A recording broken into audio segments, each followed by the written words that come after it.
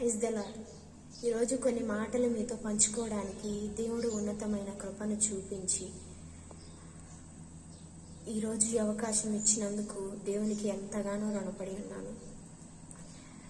నేను చెప్పాలనుకున్నది ఏంటంటే, దేవుని ప్రేరేపణ ద్వారా ఈ మాటలు 3 days నుంచి నా మనసులో చెప్పాలి, నువ్వు అనేకులకు చెప్పాలి అనే ఒక ప్రేరేపణ మాటలు చెప్పడానికి దేవుడు కృప చూపించాడు. అబ్రహాము దేవుని స్వరాన్ని మాత్రమే విన్నాడు. నీ తండ్రి ఇంటిని, నీ స్వదేశాన్ని వదిలిపెట్టి నేను చూపించు దేశమునకు వెళ్ళు, అక్కడ నేను ఆశీర్వదిస్తాను, నీకు సంతానాన్ని కలుగజేస్తాను అని దేవుడు అబ్రహాముతో చెప్పాడు. అబ్రహాము దాన్ని నమ్మాడు.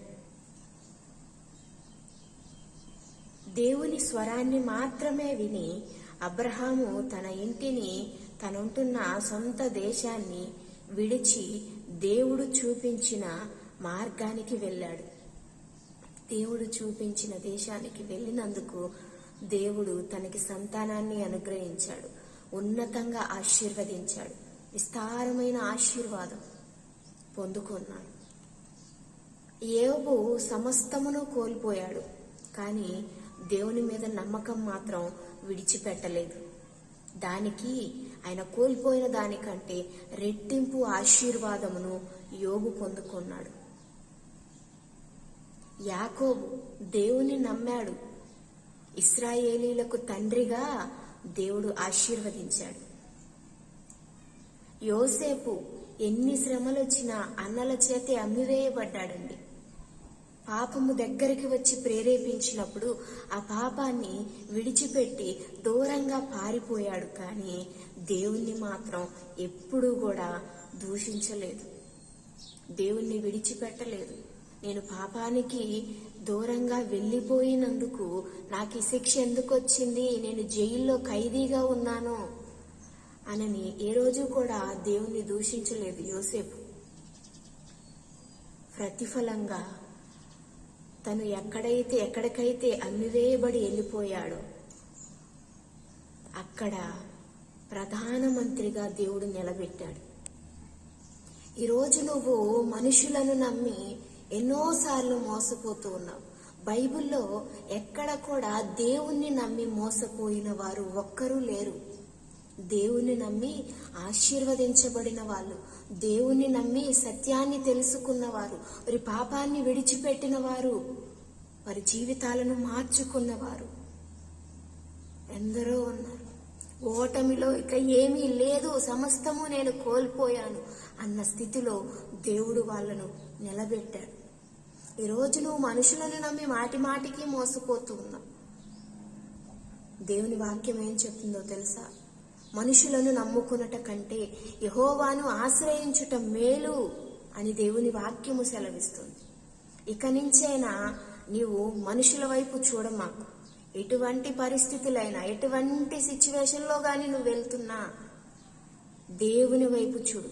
కొంతమంది మనుషుల వైపు చూస్తూ ఉంటారు. ఎన్ని శోధనలు వచ్చినా, ఎన్ని నిందలు అవమానాలు వచ్చినా, అయ్యో నా దేవుడు నాకున్నాడు, ఆయన వైపు చూద్దాము, నా చెయ్యి ఆయనకు అప్పగిద్దాము, నా హృదయాన్ని ఆయనకి ఇద్దాము అని అనుకోరండి.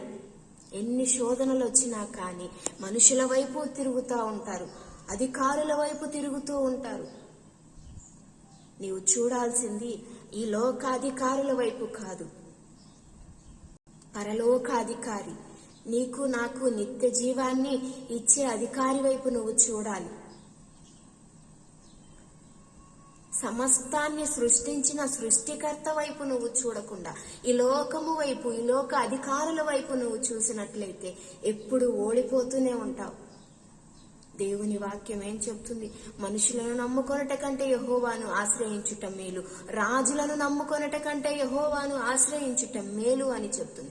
రాజులకి ఏది కూడా కొదువై ఉండదు, కానీ దేవుడు సమస్తానికి రాజై ఉన్నాడు.